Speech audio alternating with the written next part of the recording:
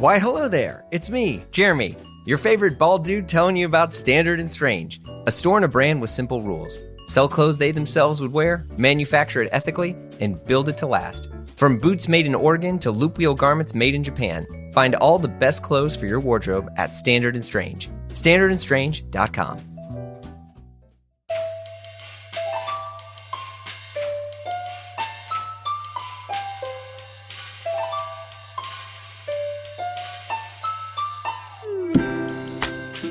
Hey folks, it's Blammo. I'm Jeremy Kirkland. How do you do? It's officially fall, so it means all the good stuff is supposed to start coming out. We got the new movies, the new books, the new music, lots of good stuff. Unfortunately, it doesn't really feel like fall, but that whole climate change thing, it keeps knocking on the door. Look, I'm not a fan either. Fall stuff, yes. Hot orange leaves, no. Anyone getting themselves ready though? You think like, oh man, I need these jeans, or I need this sweater, and then fall will come. I don't know. It might work. Keep doing it. Support your local. Speaking of, I went to one of my favorite record stores the other day, and man, it's literally high fidelity in there. I mean, like the movie, probably also sonically, but like, I mean, it's all the same. It looks the same. It smells the same. I think the carpet was even the same, which, given the fact that place is decades old, I don't know if that's good or bad, but I thought it was kind of nice. Little bummed I didn't see any listening stations though, but I get it. People got phones. That being said, I picked up the new Woods record, which has always been a favorite band of mine, and surprise, surprise, I mention this because band member, producer, engineer Jarvis Taveniere is on the pod this week. Didn't intend for that to rhyme, but here we are. So, I don't know. Love the music, and I love this talk. Jarvis has worked on some of your favorite records, Fleet Foxes, Whitney, Real Estate, and obviously Woods. And he's the guitarist of the band too. Who knew? Anyway, Jarvis and I discussed the new Woods album, Perennial, Brooklyn indie rock, the albums he goes back to, getting into watches, or not, you gotta hear it, tour fits, and some of our favorite Beatles songs. I love those Beatles. Let's go. I did check out your LinkedIn page. Oh, you did? Oh yeah, I did some research. Oh God. I didn't want to come in cold. Yeah, well, I mean that's fine. Yeah, wait, did you listen to the show at all? Are you familiar with the show? Yeah, I checked out a few. Okay. Beach Fossils a little bit, yeah. Oh yeah. Last time I saw Dustin was one of the last times was at Pavement Show in New York. Okay. And he was telling me how he was like crying a lot. He just was so happy. He was just loving it. I was I love that guy. That had to have been fatherhood hitting him, right? I think so. I have a 2-year-old and I tear up a little easier these days. Yeah, I love it. I have 2 kids. I cry all the time. It's fucking Amazing. great. What was the last thing you cried at? I cried this morning because my daughter started kindergarten. She's 5, mm-hmm. and her school. The first day you could bring her in, and all the other days they're like, adults aren't allowed in the school. And I was like, that doesn't make any sense. And I was like, no, it's for guns. It's security. It's all this stuff because the school's locked, and all this. And I'm like, oh God, that's nuts. And so you bring her, she's a walker. And so to bring her to the school, you have to enter at a specific door for the walkers. And and so she crosses the little parking lot of the school, and the parents stay on this sidewalk area, and you wave goodbye or whatever. And she just has got her back turned. She's got her lunchbox and her backpack, and she goes, "Bye, Dad." And she just walks shut in. It down.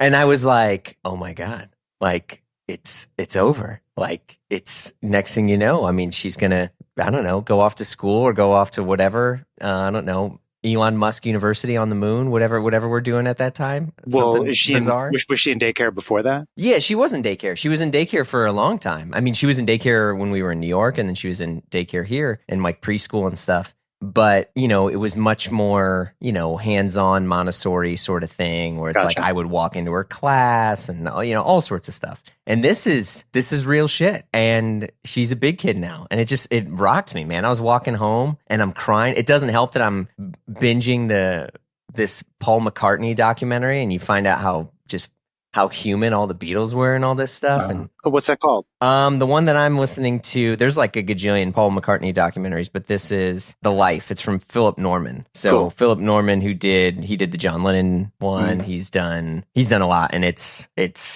it's heavy and it's hard to listen to. I don't know, but it's easy compared to what's easy listening is your freaking record, which I've been listening to quite a bit. I've been a Woods fan for a long ass time. Oh, cool. Thank you. Yeah.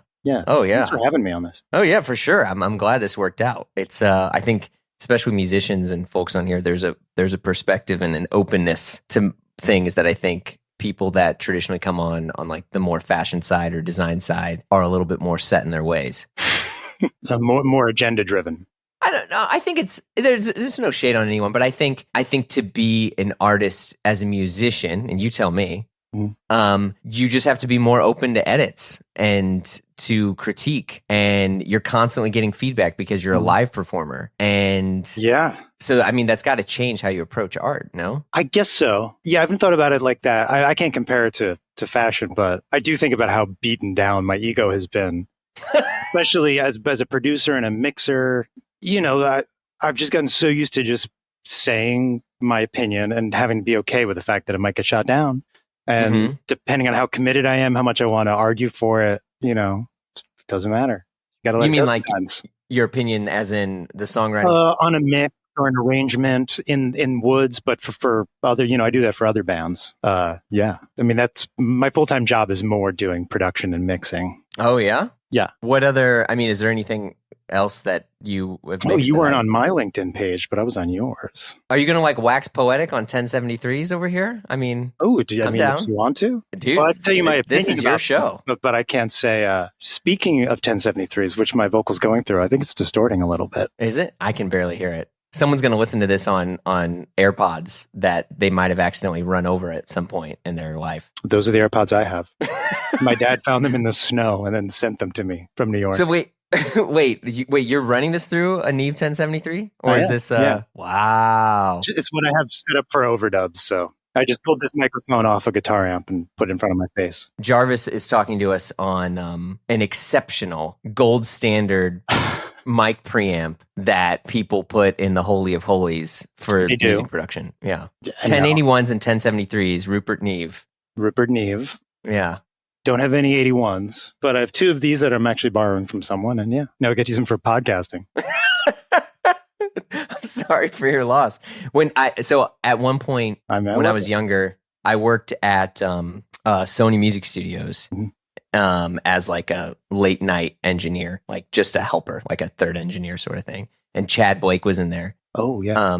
And we had found out that they were going to shut down the studio during this time. And this is 2005, 4 or 5 maybe. And a few other people came in and were like, what are they going to do with the gear? And people were like, well, there's not much of an inventory list of what this gear is. So let's go to town. And throughout the night, people just started ransacking the boards. Really? Yeah. Did you get anything or? I did. I got four channels, which helped pay for my record that I was making at the time. Whoa, wait, 4 channels of what? What was the board? It was a big old Neve, and then we had there was an Amec Galileo, there was some Studer tape that people took, there was a bunch of old Vox stuff. What year was this?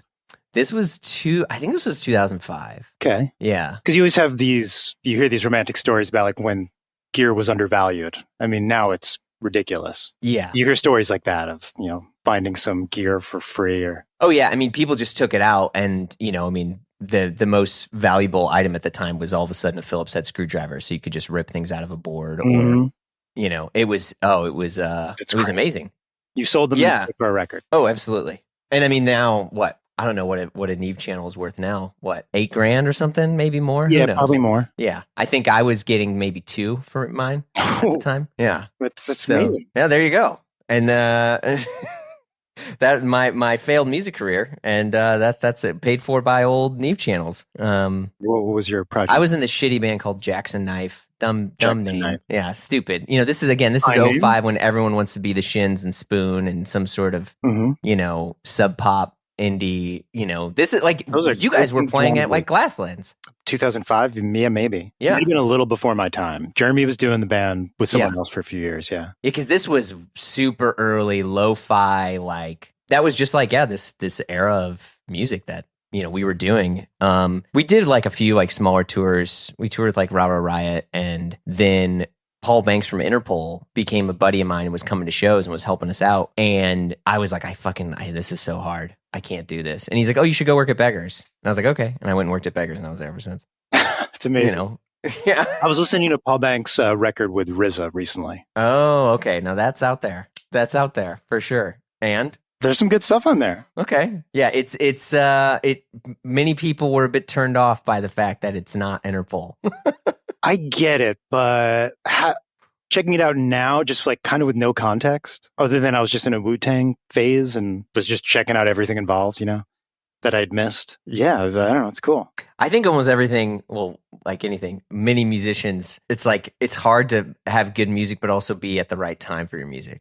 I agree. Like have you gone back and listened to records and you're like, man, this was too early, and now this record's a classic? Yeah, who was I listening to yesterday? I was listening to Sloan. Okay, you know that band? They're like Pitchfork Darling in like the mid-aughts. Or am I wrong? No, maybe they were a little grungy for a record, and then went Beatlesy, like 4 songwriters, everyone switched instruments, or some people did. Great, like power poppy band, but okay, this is not what I was thinking of then. Yeah. They're still going today. Very cool band. But I was listening to them yesterday, and they have this record.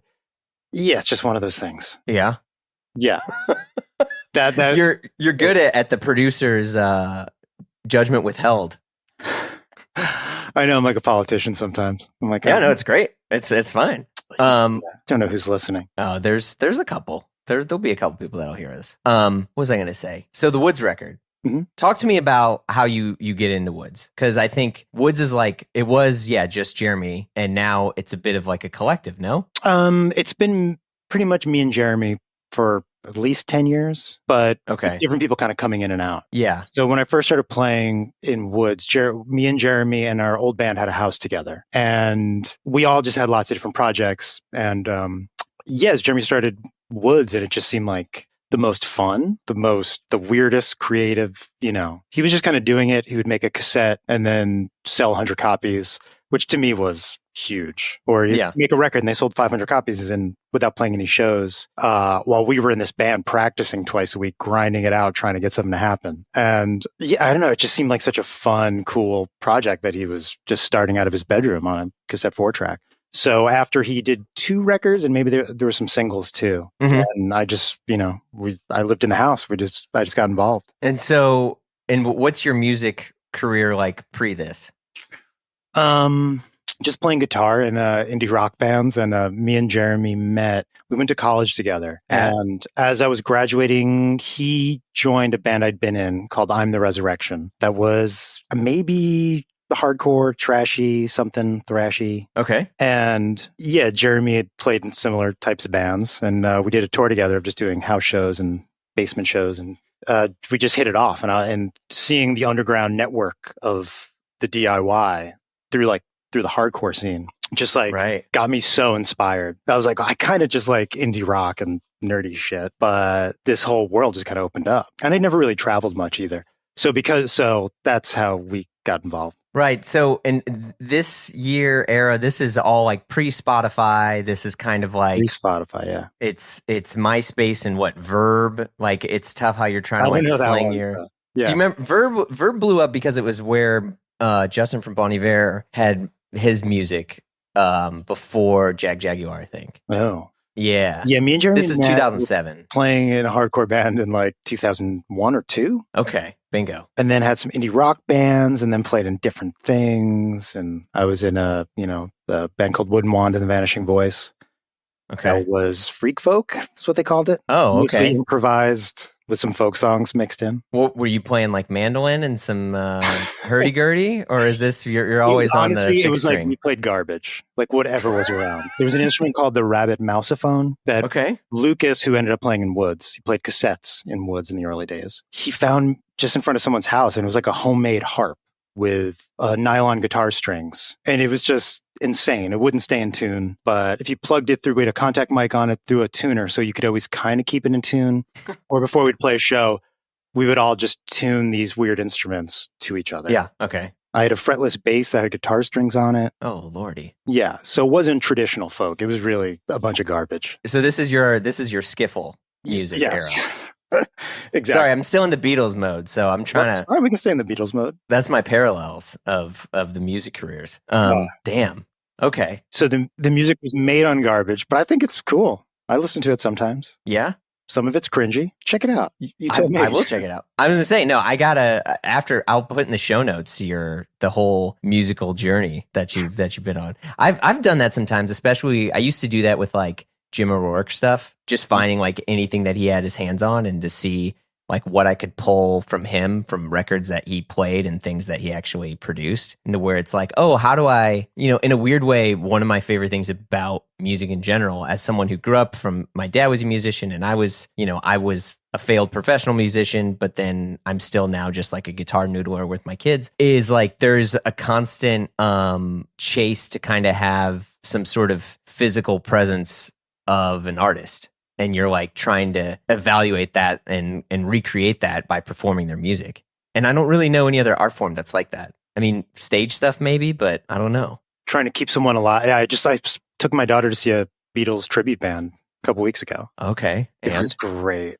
First set was all in suits, all the early stuff. And then they took an intermission and came out, as hippies. Oh, wow. It was awesome. She was digging it. Yeah, my daughter, I've said this story on the pod where like a friend of mine is like, hey, you should just put on the radio, like in your car. He's like, stop, listening to albums or whatever. Like, listen to albums at home and just put the radio on so you can kind of hear what's going on. So I have like Sirius XM and there's a Beatles station in there.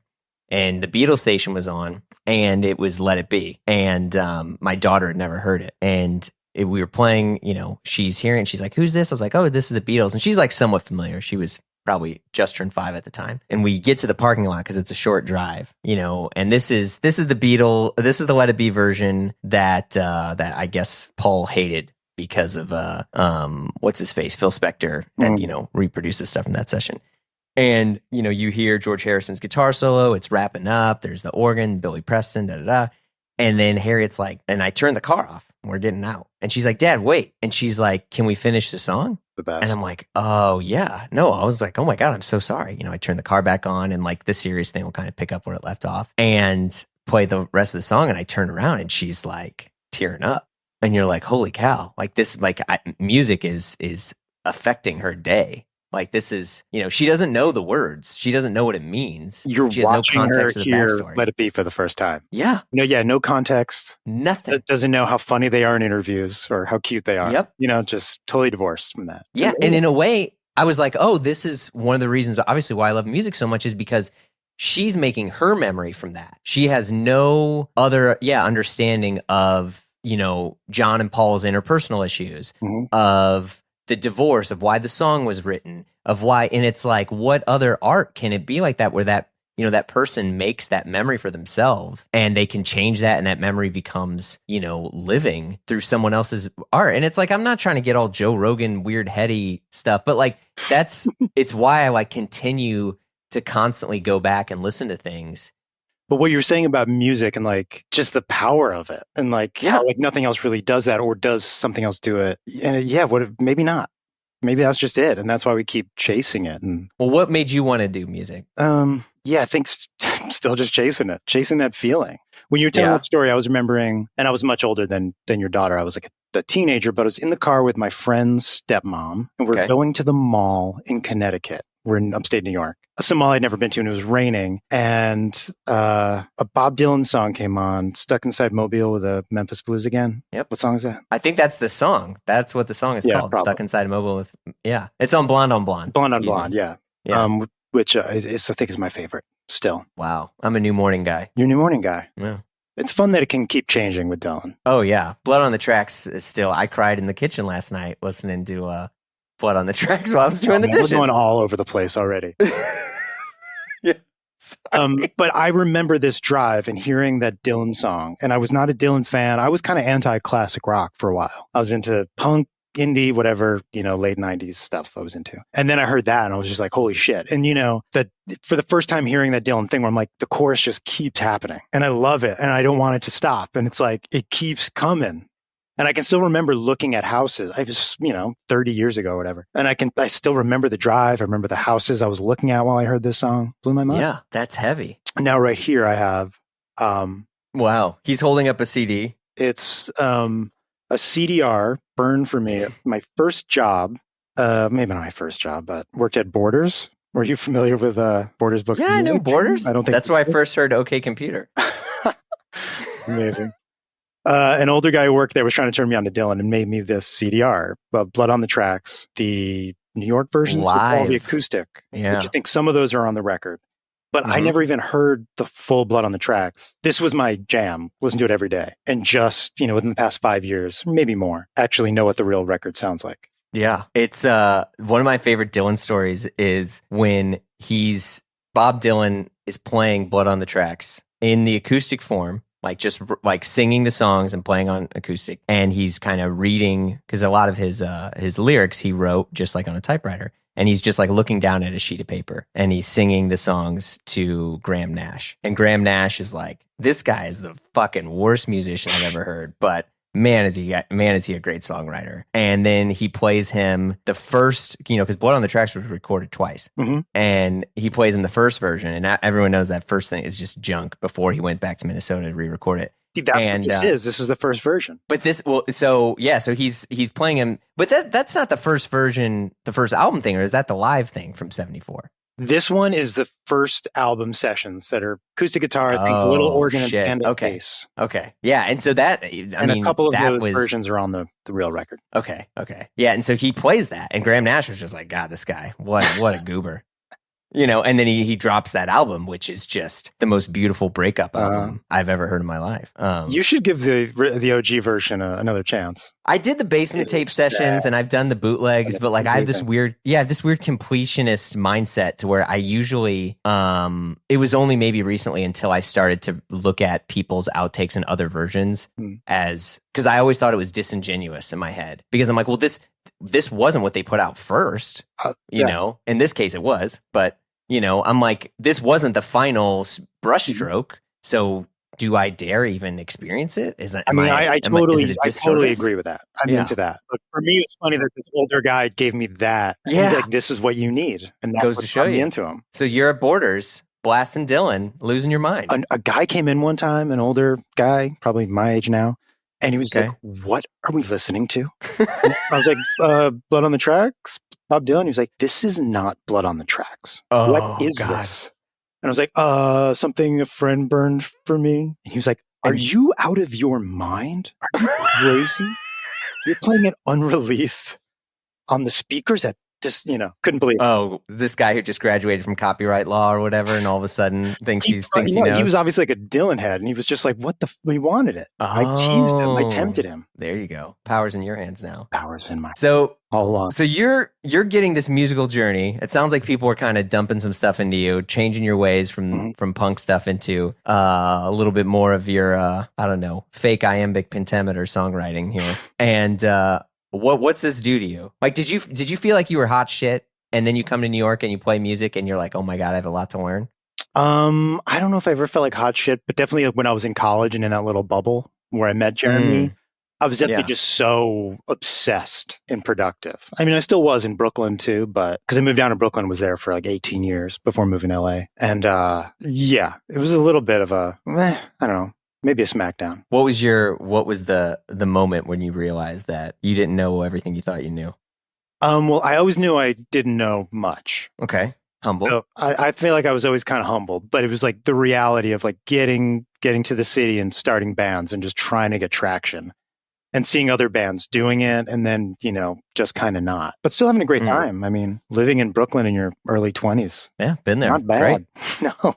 Yeah. Not a care in the world. Who cares about what you're going to eat? Who cares about the time? You just go. Yeah. So I was dumpster diving. I mean, it was easy. Were you really? Yeah. I was dumpster diving, but I was interning a lot, or not interning. What is it, like day office work? What's the word for that? Temping.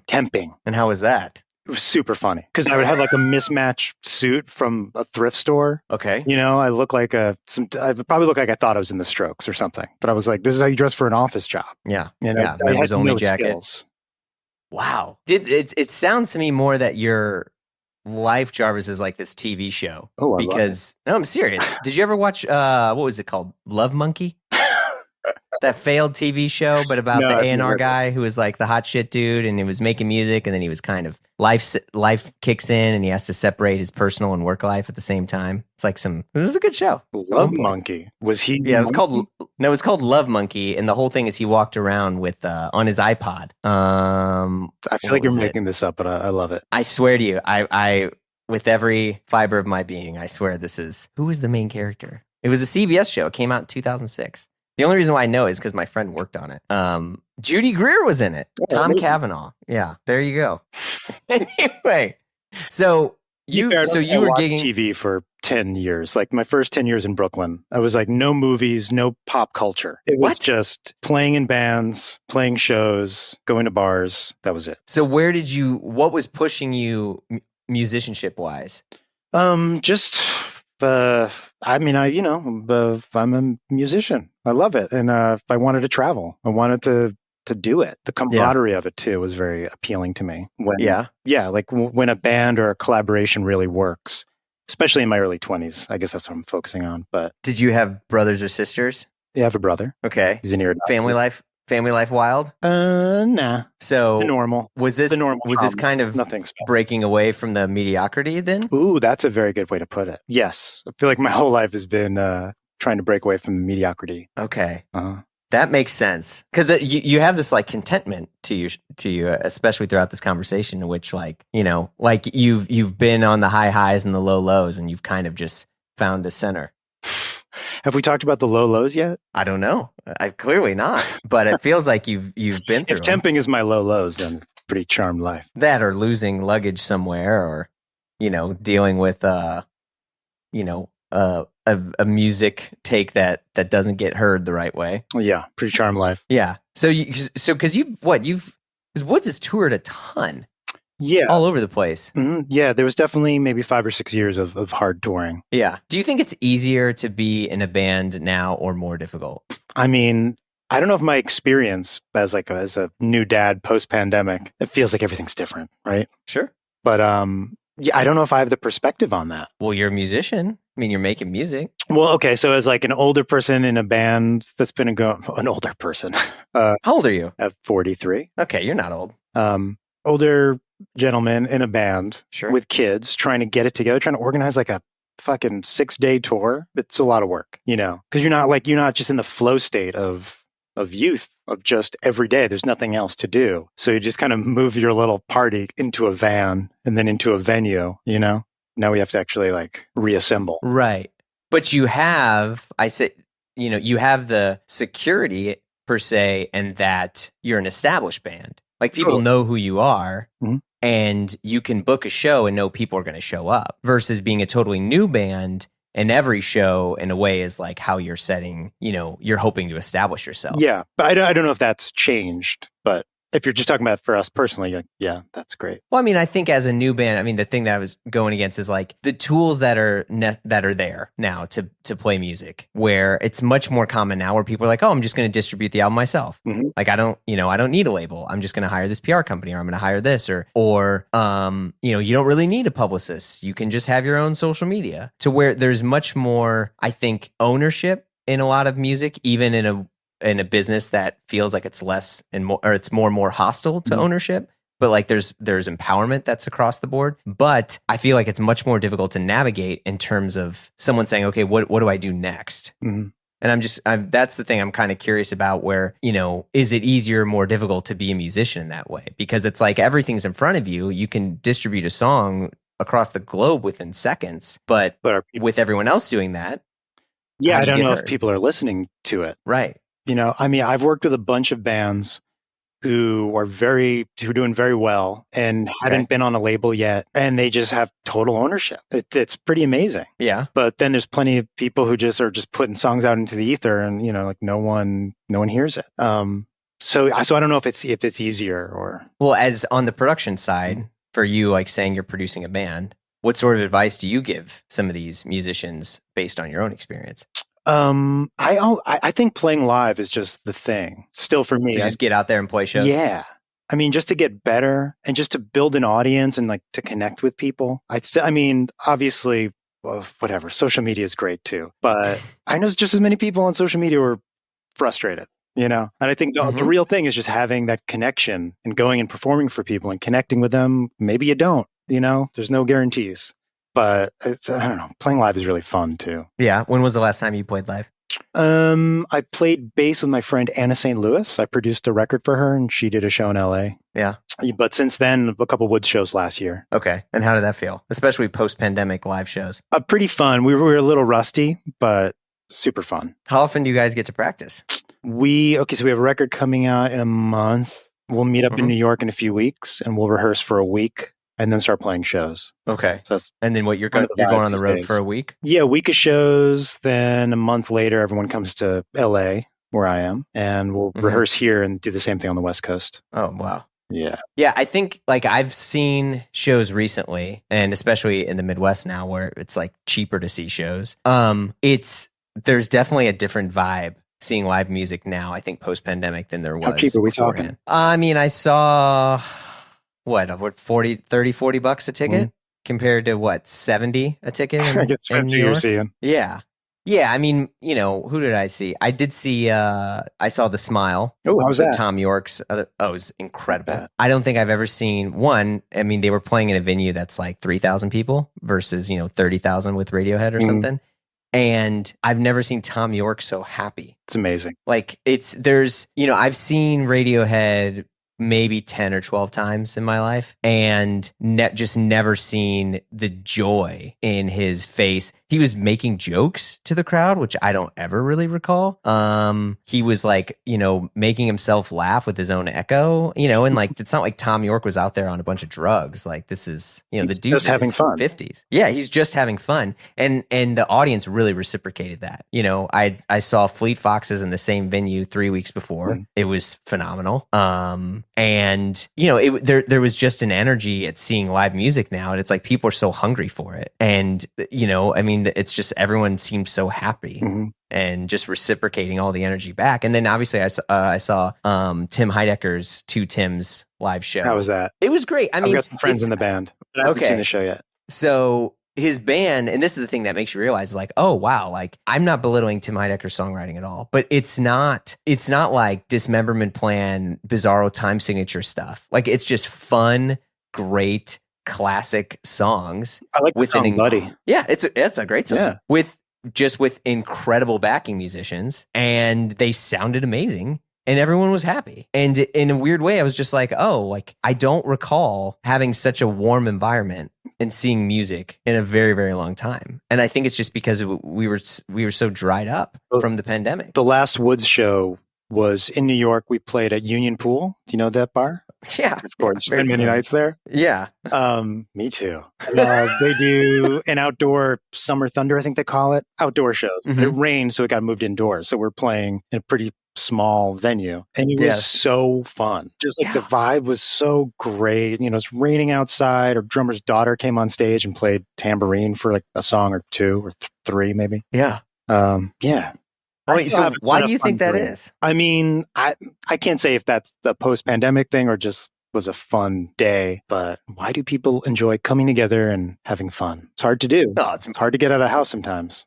Yeah, I mean that's the other thing is like friends of mine that work in the industry, they talk about the new drop rates that happen from live shows now, to where someone's telling me 20% people buy tickets. People, I was having this conversation last night. Yep, 20%.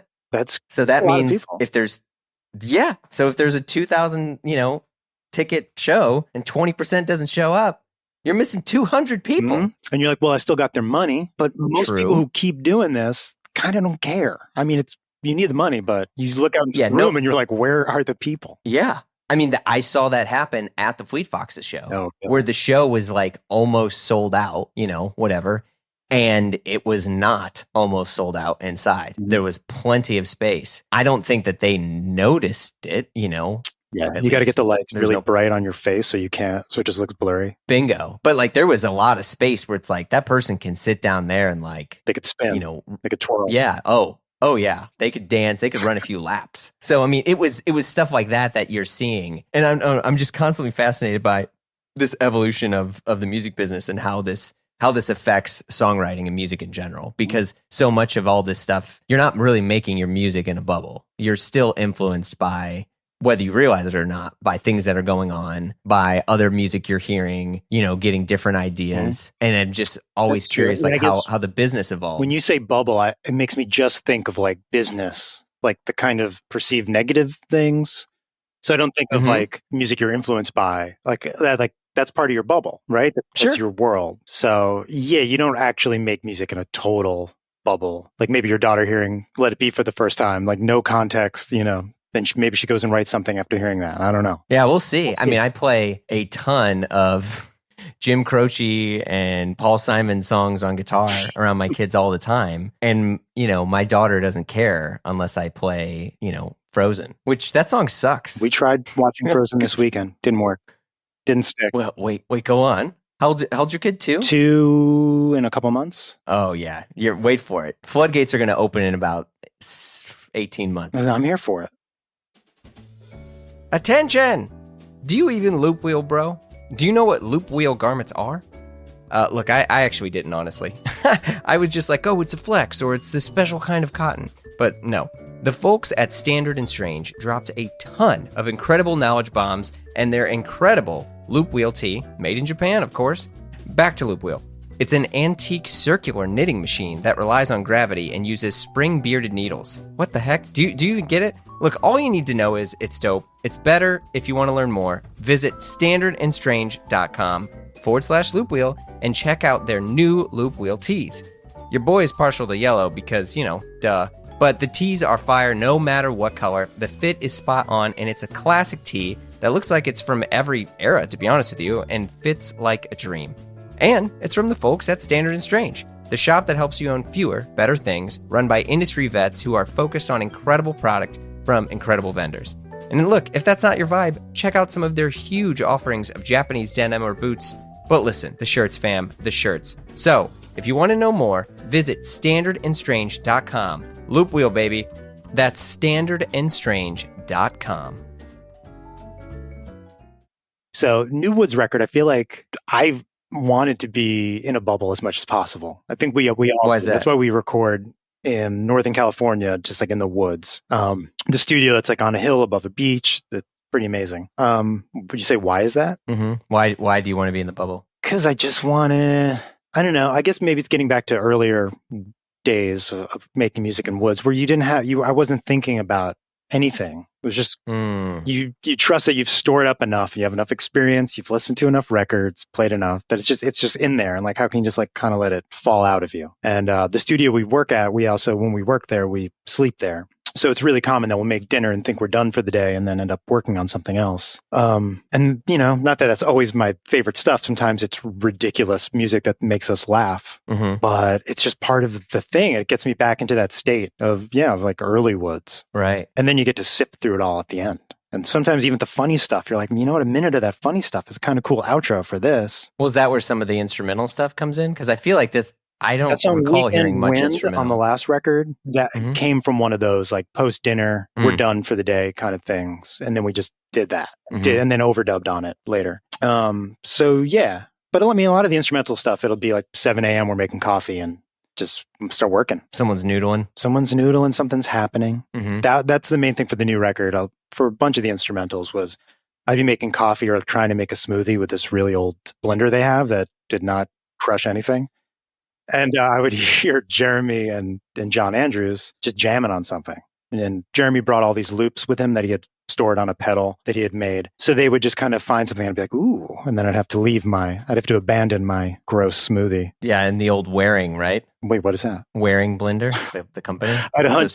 They were like in every appliance. I had a hunch that was a reference to an old blender. Yeah. Oh, yeah. They're really shitty blenders. I had one. It's trash. Could dip your hand in there. Pre-smoothie? Gonna happen. People weren't making a lot of smoothies in those days, so they had... No, it was a couple scoops of ice cream and some milk. Easy. Yeah. No, we weren't liquefying ice with multiple amounts of kale and spinach. I know, I was and shoving banana. spinach in there. It didn't happen. Yeah, you're a spinach guy. I get it. That's me too. Welcome to the club. Yeah. Well, how else are you going to eat that garbage? It's hard. It's hard to get down. Yeah. Anyway. So wait, what's the Jim O'Rourke thing that piqued your interest? I just hadn't thought of him in a while, and I was recording something, and we're doing vocals, and someone was singing in they wanted to re-record their vocal, but try it in a more hushed tone, like whispery tone. I was like, which at first I was like, I don't know if that's going to work, but let's try it. And then once I heard Mhm. it kind of reminded me of Jim O'Rourke. And then it sent me down a rabbit hole. When the session was over, I was just listening to him a bunch. Yeah, I mean, I think there's so many amazing, just like production, tricks and mindsets of how things would be recorded, from mic placement, that would always throw me off in a good way. And most of it had to do with a lot of, Jim O'Rourke stuff, which I didn't know he was. I had told him, I'm trying to think. I got to meet him once, and he was asking me what I was currently listening to, and I told him I was re-listening to Aha Shake Heartbreak, which was the Kings of Leon second record. Oh, yeah. Which in my opinion is like one of the only good ones. It was Ethan Johns, Glenn Johns' son, all recorded live. Ethan Johns, who had done some of that stuff with earlier Ryan Adams stuff, but it's a very kind of live, raw sort of sound. Yeah, I remember hearing those records and thinking this is a cool new band. Yeah. I mean, this is before they ended up getting torpedoed by their own success. I haven't followed that closely, but... Yeah, basically they just got annoyed that everyone wanted stadium rock anthems, and so they wrote to please them, and they've said all the stuff on the record of just like, we lost our drive to have fun, and now now they're doing a 20-year anniversary of Youth and Young Manhood in Wembley or something. That'll be fine. I'm not concerned about their thing, but like there was just this energy to it, and I remember he was, and we had talked about like recording drums, and like where when you're just using less mics, you're getting way more. And I remember his comment was all about, with production at the time, it was too many mics, too many channels, too much overdubs. And his thing was like, we're just going to reduce. He's talking about, and some phase cancellation in that conversation. Yeah, well, he's got a lot of, which is funny because, you listen to, it wasn't Loose Fur era Jim O'Rourke, so there was a lot of different stuff that's going on when it's like, you think there's going to be 64 tracks of a piano all of a sudden, but... I like this song, Get a Room. Do you know that one? Get a Room. Check it out later. That's my favorite. Yeah. That's my go-to. Okay. But the production isn't crazy. It's really nice, but things are just kind of dry, open, dark-ish. Okay. Check it out. What are other like producers and albums that you would go back to kind of reset? To reset. That's a great question. I do have, it's always different. It depends on what the project is and like just kind of trying to check things out. But it's different project to project. I mean, the first Ramones record, I talk about it all the time, is kind of my favorite album ever or ever. So that's a constant go-to for me. Why that record? It just sounds so great. It's so simple. I love the way the drums sound. Guitar's playing on one side, bass is on the other. There's also an Angel Olsen record. Is it My Woman? That's very different than the Ramones, that's for sure. I know Angel Olsen. Yeah, just records that I pull up because I just like the way they sound. But that just reminded me of it. Like, that's a record I like to listen to a lot too because of how good everything sounds. The arrangements and songs are great too.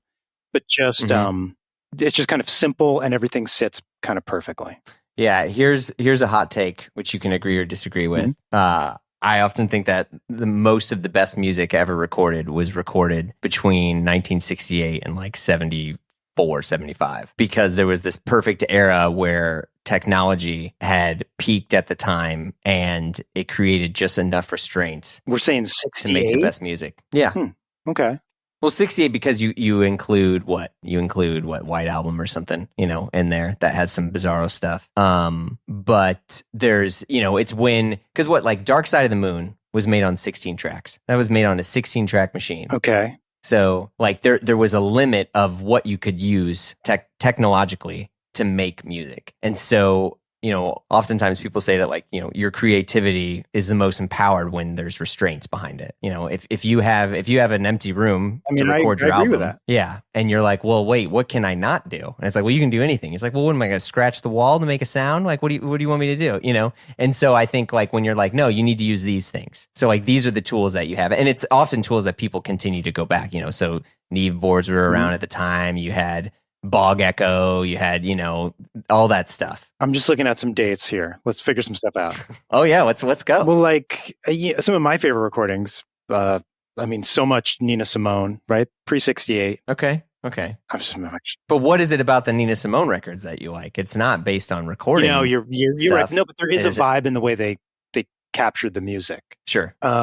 Is it that? There's great Jelly Roll Morton stuff too, and that's 100 years ago. Yeah, and how's the recording? Pretty great. No. Do you listen to it? I Say, mean, man, I want a more hi-fi version of this. I don't know, right? You hear modern jazz recorded well or whatever, and you're like, hey, it kind of sounds a little lame. I mean, unless they're really good, which there's plenty of really great people. But I'm just saying, even the most basic recorded, in the 50s or something, just the vibe is cooler. The recording just imparts a vibe. Well, that's when you get into, and this is going to get even crazier. People are going to start flipping out now, is compression. Mm-hmm. It's because it wasn't compressed so much. Yeah, you hear space. You hear space. There's times where it's just not loud, where you're like, the whole record got quiet, and then it gets really loud again. It's exciting. But even some stuff that I don't think of is that dynamic. I don't even think of as dynamic.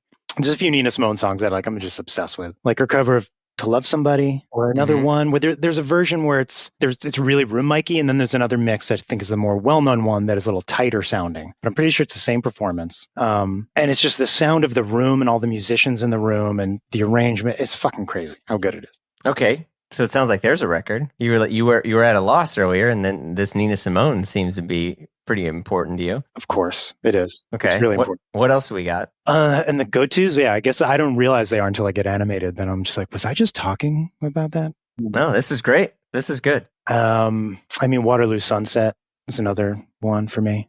Sunset. What is Google, what is Waterloo? Oh, shit. Yes, I know this. Okay. Yeah, the Kinks. The Kinks, man. Yeah. Okay. Yeah. What is it about that album? There's just something magical. I mean, it's such a nice, simple song. Simple, whatever.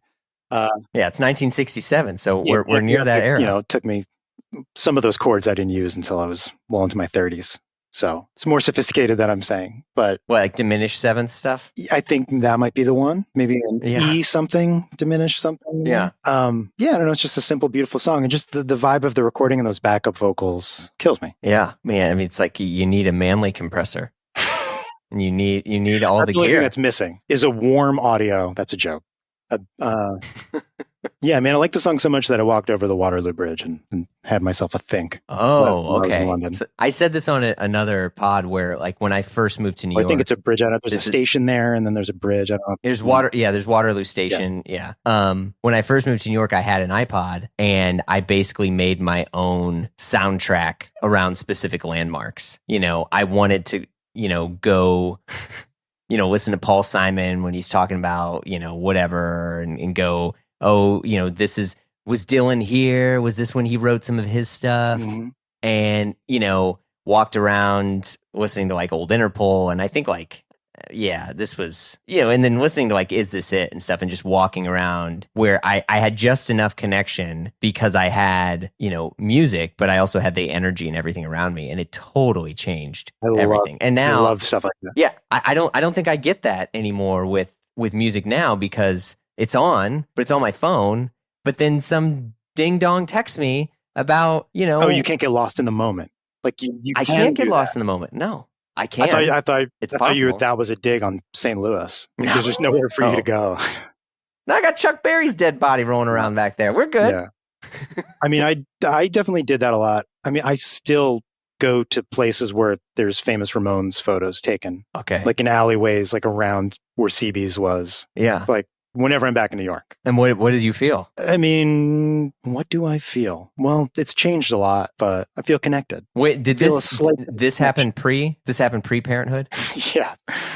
What do you think dad phase? Yeah, I was going to say, what do you think the dad phase has brought out to you as a musician that you didn't expect? I'm not sure. I don't know that. Maybe let me think about it. Yeah. If you had to reevaluate on, like, I don't know, stuff that maybe you're introducing, right? So Frozen didn't work. Well, I mean, the only thing that's worked that I've tried is the Beatles. So I watched Yellow Submarine for the first time. I'd never seen it, to show it to her. Most of the time she says, "Daddy, I'm scared." But All Together Now is her favorite song now. So I just need to go to that section. Okay. And this Yellow. Have you played her the White Album? I don't think so. I don't know if she's ready for it. The White Album has got the most goofy, kid-friendly songs of any Beatles, I think. Bungalow Bill, Obla-Dee, Obla-Da.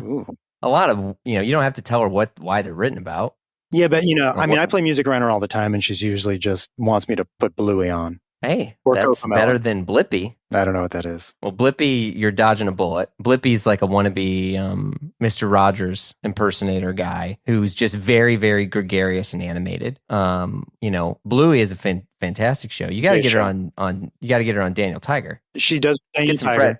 Yeah, That's a big one I in my play car. "It's You I Like" on guitar to my kids all the time. We've got this and little they box like love it. Yoto. Do you know this thing? Like you put a card in it. Yes. Got one. I bought her one with a Daniel Tiger card. So if I get in the Okay. car and she wants me to play something on the radio, stereo, whatever, if I give her the box or she's got her own thing, then I can listen to my own music up front. So it's like I have to distract her with that. Oh. And then I can listen to Okay. college radio. Yeah. Yeah. College radio.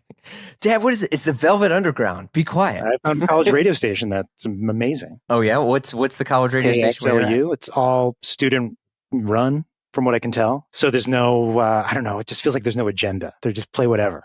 Yeah, I was gonna say, what do you gravitate towards that? Given you're not a student anymore, it sounds like you've had a love for DIY, which is what brought you into the music industry. Still. Anyway, but it sounds like you're still connecting the most with the college radio stuff, which is somewhat meandering, wandering art fumbles. Yeah, I mean that's my favorite stuff. Okay. It's the meandering. I mean, just like the fun of the discovery, and I think it's on topic. But yeah, I feel like I used to compartmentalize different genres too, or like, oh, those are the punk kids, those are these kids. Like, I'm more of this type of kid.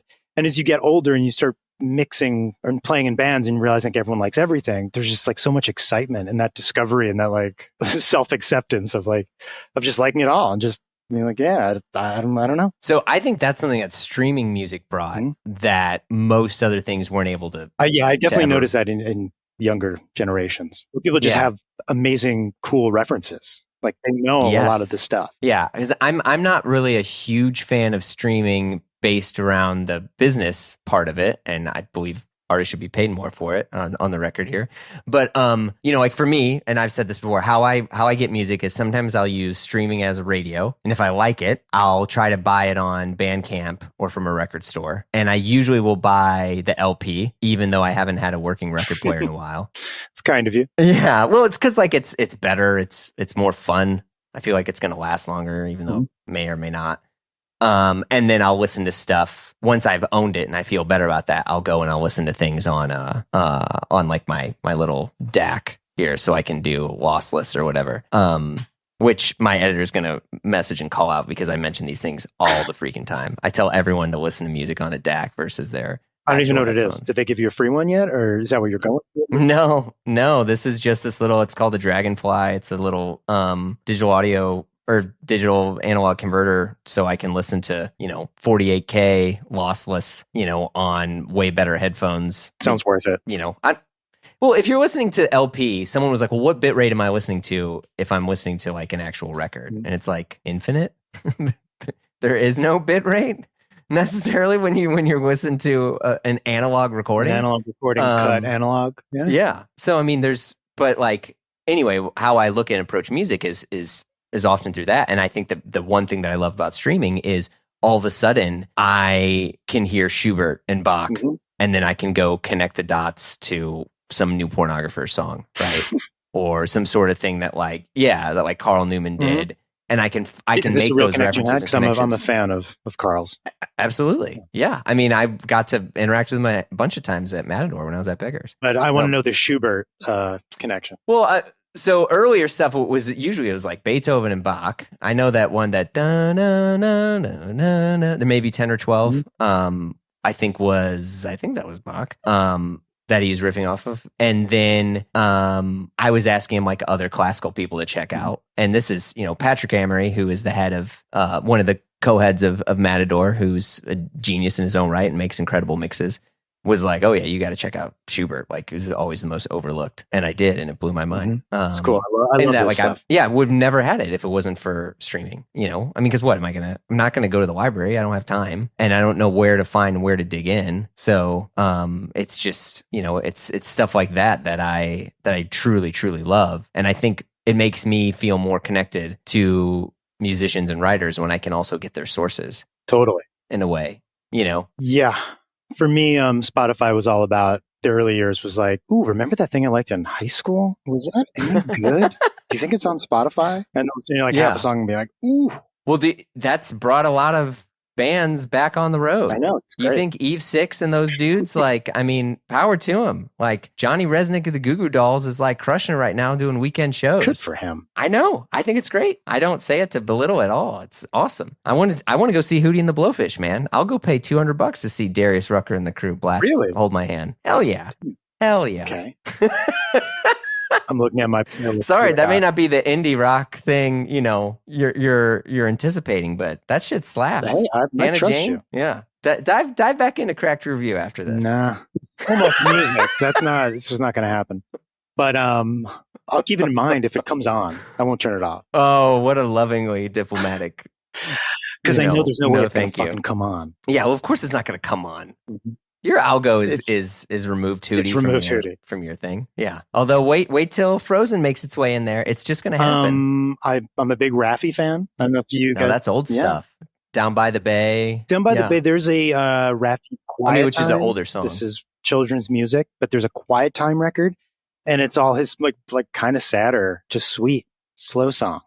It's really nice. Really? Yeah, he's just good. Simple. Some of he reminds Have me you actually, written I think I would love to, he could do like a John Cale cover album. They have kind of similar voices and like some of the writing style. Yeah. Okay. Check out Raffi Douglas Mountain and tell me you couldn't hear John Douglas Cale Mountain. doing that. This goes back to the fact that I think almost all music you can find good qualities in it, especially as you get older. Because I think I assume your ego has evolved enough that it's not so much about competition when you hear a song, right? I mean, well, but you're still looking at this as how did this artist interpret mixer, producer, and just it's getting older. Yeah, you can always find the good, and even if something connects with a lot of people and makes a lot of people happy, it's hard for me to find fault with it. Though plenty I still can. Well, I find fault with a lot of current new music. It's a dangerous road though. Yeah, I mean, I'm not going to try to call out but I don't know, some of the bands of things that people are making in their bedroom that turned into just giant anthematic stuff. I approach with maybe a little bit more prejudice than I should, because I'm still a person who it's if too many people like it, is it good? Mm-hmm. But I'm trying to find a way to push back on that, because obviously I love the Beatles, which is one of the greatest bands and the largest bands in history. Still children are finding out about them and getting into it. Yeah, and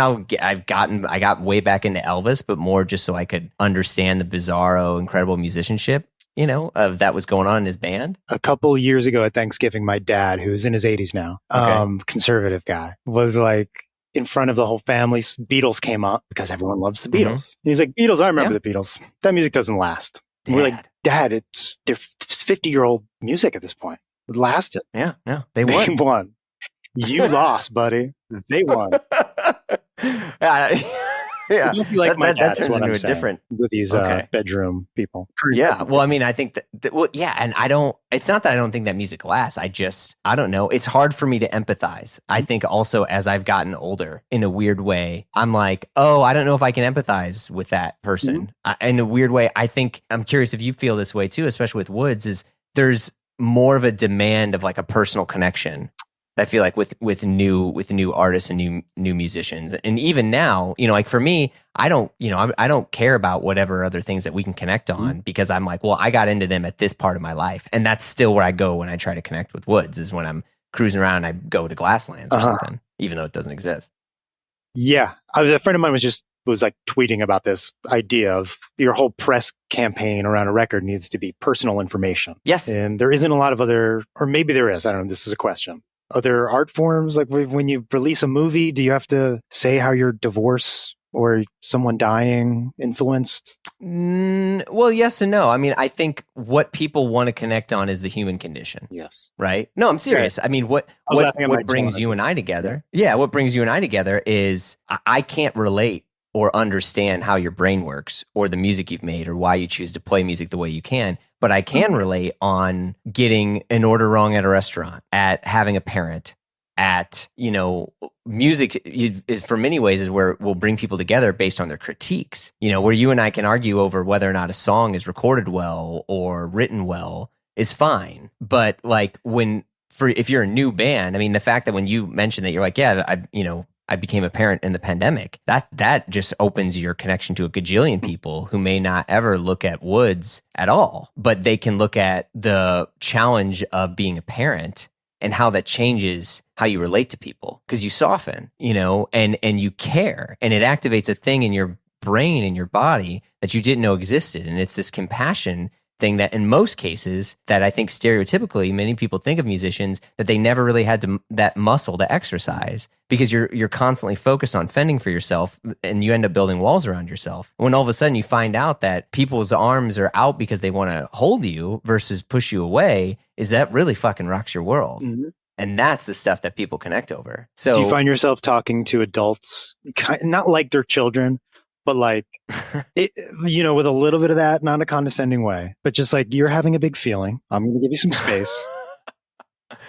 Probably just my wife. Out. Yeah, it's usually because closest. Yeah, I would say stuff like that. My mom. I think you also hit a level of adulthood where you parent your parents. Mm-hmm. Sounds like you're there too. It's Dad, hard. The Beatles are good. Yeah, still not on the Beatles train. Well, but that changes your art, right? Having a dad that doesn't like the Beatles? No, I mean, I think the under the surface is the struggle to make a connection and being in a position now where you probably think that you know more about certain stuff than your dad does. Definitely. You think he knows a lot more about the music industry than I do because he worked at a power company in the 80s and 90s. Okay. So I'm joking. Oh, okay. But he loves to give me Oh, I thought you meant like a power like music industry. I was like, he's a Geffen guy. No, okay. No. But like that's a thing, and I think that part of the human condition is what people want to connect over. In a weird way, that's why people love podcasts. Is not so much over some bizarro hot take. It's the struggle of getting by and the little joys and things that we get in that part of our life. You were saying something about realizing people have their arms open to you, but you thought mm-hmm. you had to fight.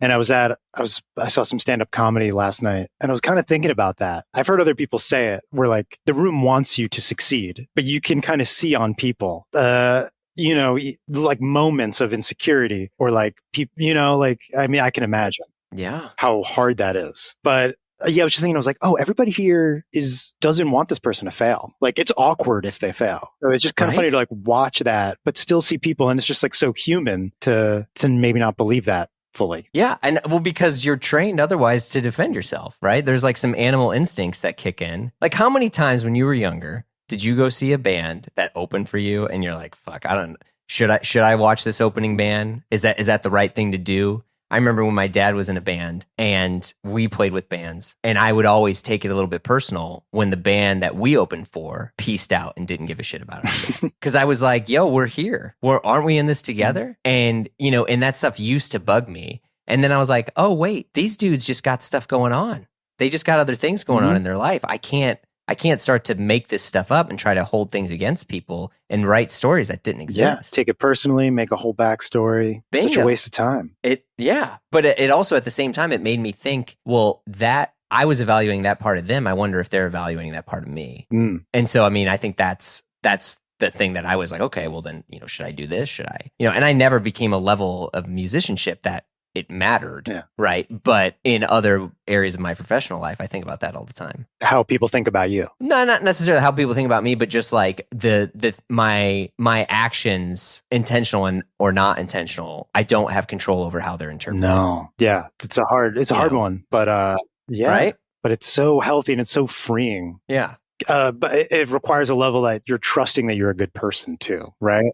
Well, that's the other thing. That's what's difficult. And over the past, I mean, there's an article that came out in the Atlantic like a week or so ago that's basically like, I think it's called How America Got Me. And I think there's also an assumption now where people just assume that no one has their best intentions. Mm-hmm. And the only place, to connect this with music, where I think people genuinely are all rooting for the people on stage is most cases music and comedy. You don't want to see a band bomb. No. Yeah, you don't want to see. I want to see it make a bomb. Mistake and handle it well. That's really fun. Well, you want to see the human condition, right? But you want to see success in it. You said handle. It's a good thing to remember too when you're on stage and you mess up. Yeah, I mean, I remember one time, I don't know who I saw. It was like Ben Queller, and he comes out and he's playing a song and his guitar strings break.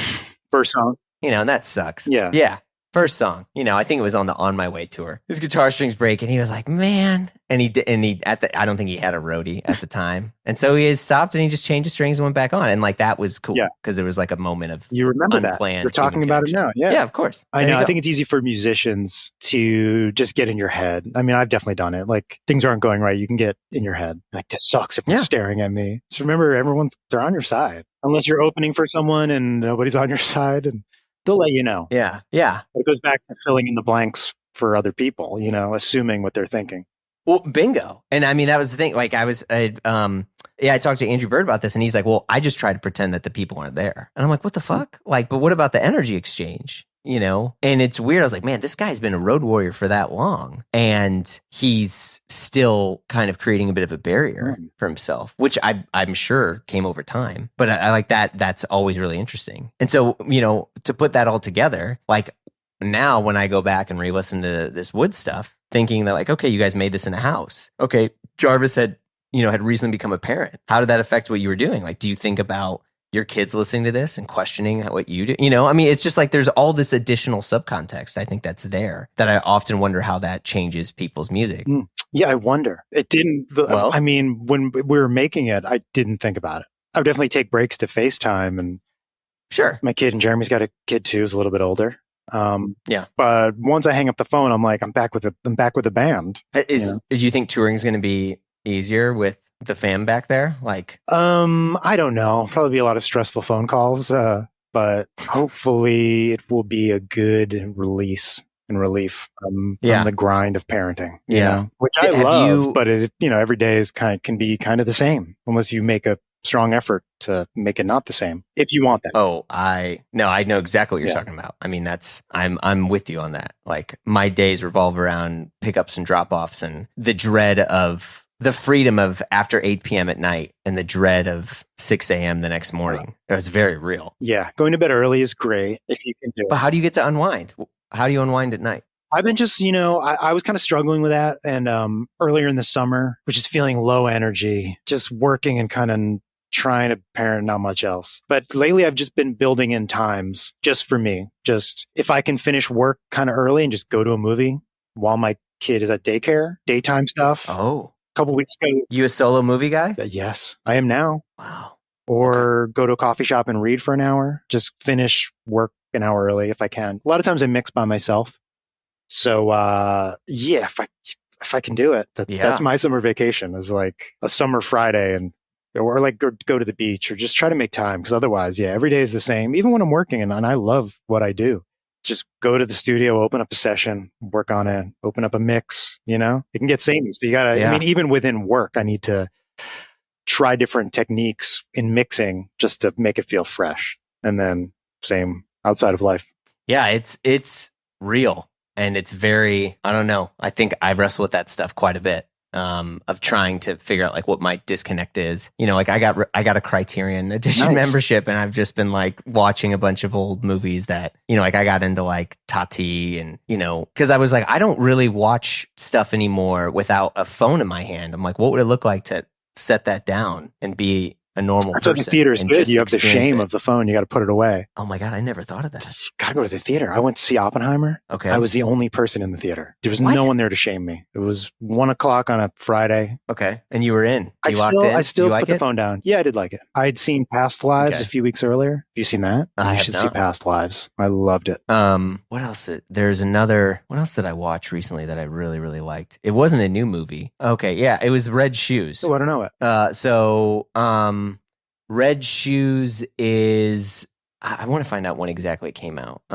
Okay, it came out in 1948, but the biggest thing about the Red Shoes is it was basically this movie that like Spielberg and Martin Scorsese and all those people talked about as like, this is what got me into filmmaking, I mean, it's a love story, like any, true timeless story. Right. And the color of it is incredible. I mean, it's just, it's about this dancer, but it's freaking crazy good. And it's also one of those movies. It's like when people tell you about, I don't know, like a classic album where like I didn't get into Pet Sounds until way later in my life because everyone's like, you got to listen to Pet Sounds.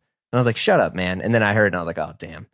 But like that's the Red Shoes for a lot of people. Yeah. So, but I mean, it just, it just knocks me off my feet. Shit, I gotta watch it. Yeah, I mean, it's a movie that came out, again, the late 40s, early 50s, and so there's a pace that is somewhat uncomfortable. But if you're used to watching older movies where the pace is longer, I watched 12 and things 12 take Angry more Men time last week. Oh yeah, okay, there you go. I forget what year that is, but that's super. That's black and white. That's the jury, right? Yeah, that's an incredible. Yeah, film. I was on a Sidney Lumet tear. Yeah. Okay. Did you watch The Verdict? Then? I did. It was the first time I'd seen it. Good. Verdict is yeah, it's really good, and it's also, that was a time when Newman wasn't really drinking that much, and so obviously drinking in the movie. Yeah. Spoiler alert. He's drinking in the movie. Quite a bit, smashing his hard-boiled eggs, but like. Oh, that's right. That's that's like a New York bar. I think it's supposed to be, that's Boston. The movie's supposed to be Boston. Yeah, but I think that's in 7A or 7, that bar. I think so. But there's a part in that movie. Yeah, that movie, the pace of that is also really slow, and it doesn't end the way you want anything to end. And you're also like, are things better? Are things not? Is the character, There's and that, I don't know if that's a LeMay thing or just an older movie thing, but there's unfinished work, and many of us just want constant resolution that we just don't get. Yeah, but yeah, my wife was saying she felt the same way about the ending of that movie, but she felt the same way about 12 Angry Men. Yeah, oh yeah, for sure. That it just wrapped up. Seemed like it wrapped up quickly. I don't know. I was into it. I loved it. Yeah, it's good that you guys got to watch it together, or it sounds like you did. Did you? But I rewatched Glengarry Glen Ross a couple nights ago. Okay. I didn't like it the second or third time I watched it. I get all the things, but you're just like, come on, man. At first I was like, oh, maybe this isn't like amazing as I thought it was. But then once it got going, I was pretty sucked in. Something about Jack Lemmon. You just want him to be grumpy old man? No. Is that what you want? Or you is want fucking perfect to me. Like just the same in what's the Raymond Carver book or short stories they turned into a movie? Shortcuts? Not sure. He just does a similar kind of thing, like sort of like a pathetic old man who's lying and desperate. And he just does it so well. It kills me. It's so good. Oh man, I got to check it out. And before the end of Glengarry Glen Ross, when he's acting like I'm saying like no spoilers to like a 30-year-old movie or something. Yeah. Before they find out he did it and he's cursing off his boss. I mean, that performance is great. Kills me. That's true. I rewatched Odd Couple because you mentioned Jack Lemmon. That holds up pretty well too, especially some of the comedy things. But there's also weird, there's weird stuff to it. But yeah, the Odd Couple, because it's a Neil Simon play, but like the Odd Couple movie with Walter Matthau and Jack Lemmon, the two bachelors living in New York. Was Walter Matthau Walter Matthau's in a bunch I just of haven't stuff, seen his face in a while. Yeah, it looks like he got punched in the face all the time. That was kind of his face. Yeah. Before we were wrapping last time, you were like, hey, there was stuff I wanted to ask you about. And you had mentioned watches. Oh, I was just kind of joking. But I was just going to make fun of watches. Go for it. I don't have anything to say, actually. I'm wearing one. I'm wearing a Casio. Yeah. I just noticed, I looked at your LinkedIn. I was going to say Linktopedia. I looked at your Linktopedia. Yeah. And your LinkedIn page, and there was several things about watches in there. Yes. I don't remember what they are. You're fine. You're not missing anything. I just remember being at a party and two guys boring me to death talking about their watches. That sounds about right. I would say, I mean, it's the same way someone's going to talk about, I don't know, needles and stereo configurations and whether or not it's a Tannoy versus an NS10. I mean, I've done it. I've been that guy. Yeah. I don't know. I liked watches in a weird way.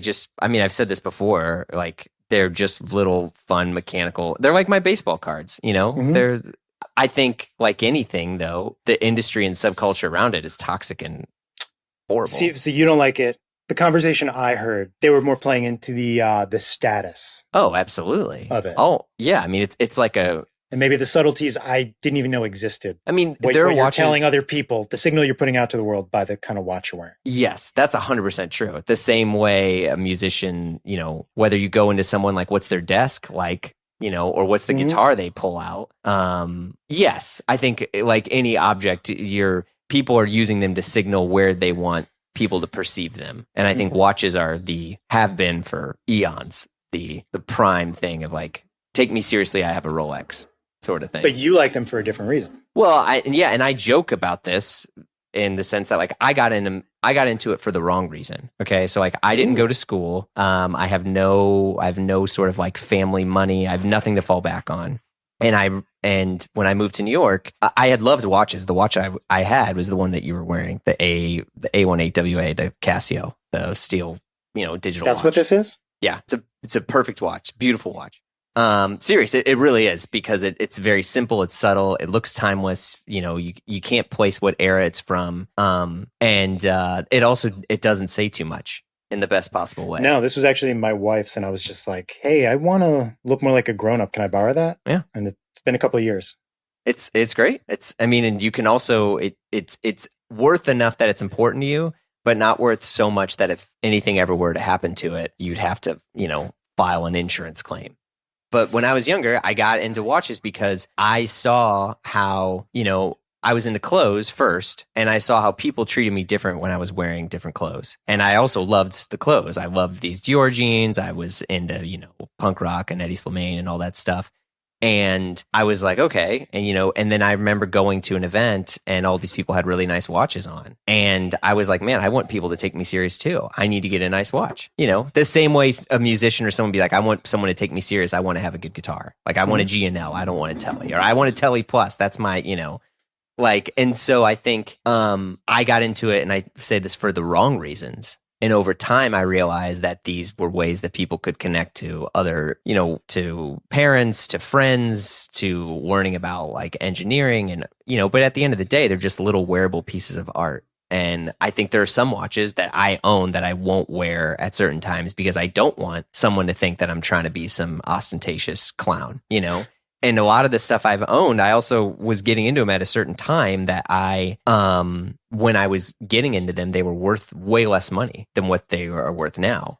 And so in a way, it also funded my life and lifestyle. Like I was trying to acquire clothes and trying to acquire things, and these watches that I bought for way less money were all of a sudden worth a lot more. Oh, so you were selling them. Oh yeah. And so, and then other people and friends of mine were like, hey, can you help me find a watch? And so I was becoming this kind of like watch broker in a way.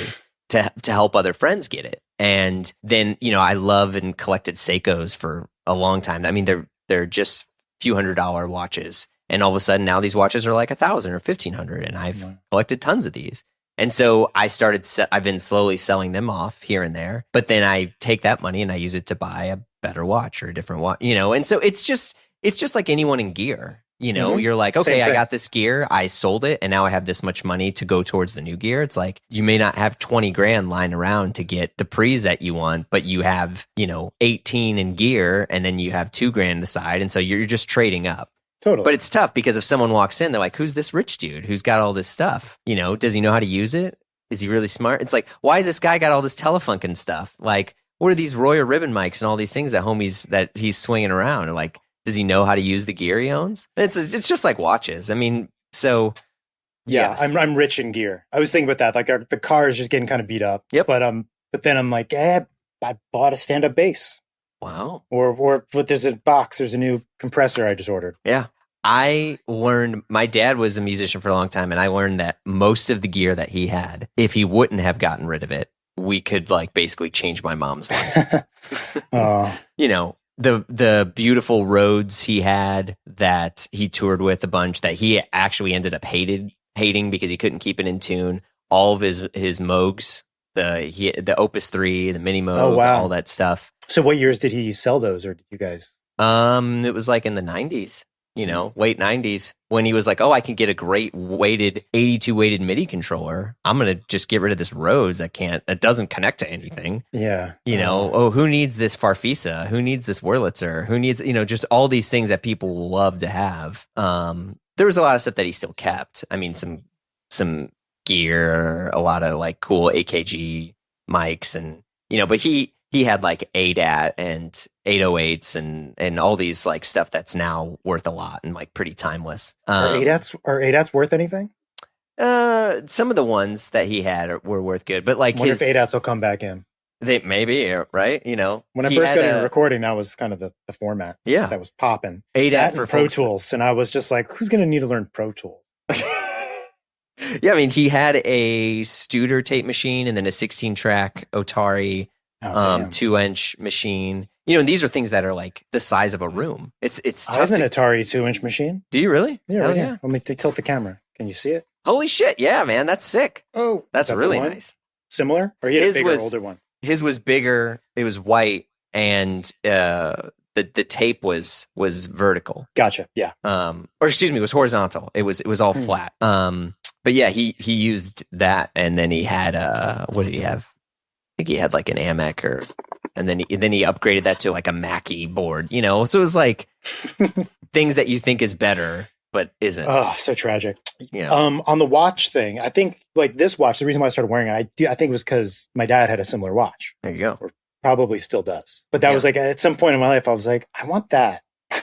See? Just felt the pull to it, Yeah, I mean, I still keep the watch that my dad wore at my desk, and it doesn't work. It's broken. But, I have it. And then I have a bunch of other fucking stupid watches sitting here, which I love, and I will switch and swap around. I think I'm into watches now. It's if you like gear, it just kind of makes its way into there. And they're just, and I think the fun thing about it is you can get crazy nuts high-end stuff. If you want to go buy a $100,000 Rolex, it's out there. But you can also get a incredible Seiko for a couple $100. And I think in terms of like the watch world, it's just as respected and as welcomed. And, what is the coolest looking watch? Oh, that's like saying what's the best album. I mean, it's like, what's your okay, you see my aesthetic. Yeah. You have a hunch from all the music we've talked about. I mean, if you're going to tour and you're going to get nuts, I think like the Seiko 5s are great because you can actually go and you could fall off the stage in it and wear it and it's still good. The fun ones are like the old Seiko SKX, which are really, really like workhorse watches. Now, some of those are like $1,500 or $2,000, but for a while they were like $125, $150. Which one was that? Seiko SKX 007. Okay. I can find you some watch. I'll send you a watch, man. I'm serious. I literally got tons of watches all over here. You can wear it. Seiko 5s. I'm looking at some pictures. Yeah, there's some good stuff. I mean, there's good stuff out there. There's also, I will say this too, like anything else, there's a lot of shit out there. So, I mean, but at the end of the day, just like with gear or a record or anything, if it means the most to you and you own it, then who cares? I mean, there's stuff that I own watch wise or whatever that I stand behind that I still think is great, despite a million people thinking, it sucks. It's like Captain Beefheart, you could just want to have an opinion or people like all of a sudden like getting into Zappa and then hating it. It's just like that. I am trying to buy a new guitar for tour just because I don't want I don't want to break an expensive guitar. Yeah. And when Woods was touring hard, I feel like I just bought guitars and used them and didn't really think about that. Well, now you're a dad. Yeah. I mean, it's not, yeah. I'm not like, oh man, if I break this guitar, my kid's can't go to the dentist. Well, no, but I think there's things in there where like how you think about your financial priorities shift. I'm more of like, I just want to be able to record with this guitar and have this in the studio when a band comes in. And if an airline snaps it in half, I'm going to be pretty bummed. Yeah. That's happened with me. So I'm looking at like reissues of the guitars I have. Dude, I'm like, okay, you know what? A Mexican Tele is not bad at all. And it's not being derogatory. That's from the Mexico factory for folks who, they're great. They're great. I had a Tex-Mex or it was a Nashville Tele or whatever with the Tex-Mex pickups on there. And then I just swapped everything out. I toured with that a bunch. It was awesome. Oh, USA. Okay. Yeah. You got the Corona Strat or whatever. I love that thing. 90s. Yeah. It's good era. But those things 90s is good. Everything's getting more and more expensive, hard to find. Yeah. Especially pedals. Do you got like a crazy pedal board? No, I'm kind of minimal pedals. But now that with some touring coming up, I need to assemble it. So I'm texting friends who are a little more road dogs than me. Yeah. Being like, what do you use for this? What do you use for that? What kind of power are you using? Yeah, I was gonna say, what's your rig now? I mean, it's for a while it was just a little one spot powering a Memory Man. Well, that has its own power. Yep. But I have an old one, and I don't want to tour with that because I use it for delay in the studio, and I love it. And I have two, and I got one repaired. It doesn't sound the same, so I don't want to tour with the one that still sounds good anymore. Even though the knobs are so big, and I got really into. I put some grip tape on it and would just use my feet to be constantly changing sounds. The new DL4s sound good. I just bought the Strymon. I bought their delay. They're like tape delay thing. Oh, wow. Okay. And an expression pedal. so I don't have to twist the knobs with my feet and break them anymore. Smart. We'll see how that works. Feels a little extra to me, but we'll see. Yeah. Interesting. Do you ever play with like an envelope filter and stuff too? No. No? Nope. Interesting. Okay. Tremolos, delays, reverbs. Yeah. Yeah, that makes sense. Wow. Yeah, I mean, what's the amp? What's your rig? You're not bringing a Dumble out there. No, Fender Deluxe, like one of those hot rod, the newer ones. They sound great. Yeah. And they don't break that easily. Yeah. In my experience. I toured with my Princeton for a while, and I don't know, it just wasn't loud enough. I told myself I'd get it in the monitors and it'd be fine. But then once we start going, I just crank it to 10 and it's just kind of breaks up too much. Wait, that's a 10-inch? I believe so. Yeah. Damn. I don't know. Yeah. See, road gear, I mean, you think watches are nuts. Music gear is crazy. Yeah. That's the thing. I used to just buy nice stuff and I was always on tour, so I didn't really think about it. Now that I've had a break, I'm like, I like having this stuff for the studio and I want to keep it in good shape. Heard. It's a tough one. Do you think about what's your tour fits, your tour clothes? No, I mean, I will the day before, but kind of just whatever phase I'm in. What's the phase you're in right now? I mean, pants, it's so hot. So these mollusk, I forget what they're called. Do you know that surf shop? Mm-hmm. Yeah. But some of these, just these like light khakis, chino, whatever. Wait, khaki's a color? Khaki is a color, but okay. Khaki, chino, I think is the word I was looking for. Yeah, people will say khakis. You know, that's a Gap thing from the 90s where everyone is called chinos. From the khakis. 90s. Yeah. So but if it's a little colder, probably multiple pairs of Wranglers. Wranglers. Yeah. Okay, see, this is that's very distinctive. The Wrangler cowboy cut is a very if you know, you know. Yeah, people should know. They're cheap and great. Yeah, high waist. High waist. Yeah, I love a high waist. That's how I know he's getting older. No, I mean that's the still, waist comes up. The guitar strap, the guitar gets higher. Oh yeah. What was his face? I think it was like Dave Longstreth from Dirty Projectors. I remember when I first saw them play, and his guitar was like up to his chin. I do feel like there's a phase. I feel like Dwyer OCs. Yeah. A lot of people. It's nice. I mean, It's in the 90s, everyone had the guitar so low. Thank God people made having guitars higher look cool. Yeah. Because it's easier to play the fucking thing. Well, yeah, exactly. Like that's I was like, look, it's so much easier. Yeah, I'm always above the 12th fret. So I'm, I had my stuff pretty high versus the other people who are just soloing, like your Slash all of a sudden. Like, I'm not doing that shit. I'm playing chords, man. Yeah, I think I was just brainwashed by the 90s. You have to have it low. Yeah. Well, okay. So I always heard it's either below or above your privates. Okay. Not on top of. No? Nope. Interesting. So, do you wear a belt? Lower or higher? Yeah. Do you have like a... Don't you have to? No. I mean, you can... who was I talking to? And they were like, I never wear a belt when I play because I don't want to scratch up the back of my guitar. Oh, that's smart. Yeah. But I think that's cool when I buy a used guitar and the back has some belt marks on it. Oh, yeah. It's all scratched to shit. Mm-hmm. Yeah. And do you just play with like regular Fenders or stuff? Or you're not playing any of the heavy Les Paul stuff? This I'll show you. This has been my guitar. This was like my touring guitar forever. This Guild Starfire 3. Whoa. 60s. But yeah, as the more I use it in the studio, the more, I mean, they make reissues that people seem to like. That's not going on the road. I mean, this has been on the road for so long. Maybe it will. I'll see how I feel day of. Oh man. Because I have this Strat and I love it, but aesthetically something repels me. But I love how it sounds. The Strat, it's a little too Buddy Holly for you. You want that edge, you want that arch top vibe? Yeah, something about it. I haven't really dissected it too much, but yeah. I don't know. Sometimes I see pictures, like if I get a haircut, I'm like, that doesn't look like me. When I see myself with the Strat, I'm like, what's that? Yeah, I don't know. I'm with you. I wanted to get an SG for a while, and I just never thought about owning an SG, but yeah. So it was a great guitar, and but then I was like, all my stuff's too clean and twangy. I don't need that big ass humbucker. So oh, you want it to be clean and twangy? Yeah, everything I play is clean and twangy. I use very little effects. I just play. But I'm not an actual musician like you. I'm like play songs for the kids. Serious, whatever. That's great. I wish I played more music for my kid. You can always change, my friend. I will do it. Bust out some. The scary thing is like there's going to be a time. My friend said this because his kids are older. He's like, you're going to play songs that you like and that are important to you, and your kid is not going to like it. Mm-hmm. That hasn't happened yet, and I am terrified of that. That's true. I mean, my daughter's pretty indifferent to a lot of it, but we'll latch on a certain song. Yeah. Beatles, mostly just the Beatles. Yeah, you're safe there. But if you start getting into whatever, you're like, oh, check this out. Here's this crazy recording. Here's this Peter Gabriel thing, whatever. And you're trying to get him to get it. And then and all of a sudden, I don't know. Yeah. I was listening to Supreme Clientele before we did this interview. I don't know if she's heard it yet, and I think that should change tonight. There you go. Is she old enough to actually respond verbally to these things? Yeah. Okay. But it's still pretty basic. She's 2 in a few months, so. Oh, okay. Could be like, I don't like this. Or mostly like she'll hear music and it'll remind her of music she wants to hear.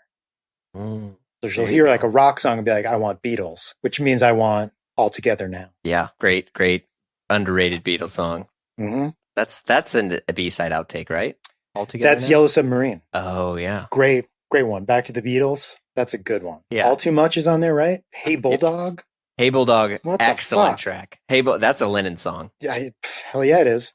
Yeah. That's a top one for me too. That's up there. Yeah, Hey Bulldog is really good. Yeah, I was gonna say White Album is what my kids listen to because they're all goofy Heavy songs. White Album. Yeah, but I mean, you don't want to be like Happiness is a Warm Gun, So like Maybe she needs to chew on that one for a little to bit. wake up to reality. Yeah. Well, Jarvis, I've taken up an absurd amount. Yeah, I of got time. somebody here in 5 minutes, but I was pushing this to the end because I'm having fun. Okay, thanks so much for doing this. Thanks for having me. Thank you enough. Yes, but thank you so much. That's it for this week. Thanks to Jarvis for coming on. Check out the new Woods album, Perennial, and catch them on tour this fall. Our show is produced by Blamo Media. We're edited by Amar Lal, and our theme music, as always, by the mysterious Breakmaster Cylinder. If you like this show, tell a friend. Do what you do when you like stuff. Spread some good vibes. If you want more Blamo, join us on Patreon for our exclusive shows from Blamo Presents Derek Guy and the Triple J Show and our amazing Slack community. There's a lot of good stuff in there, so dive in. All right, folks, we'll see y'all soon.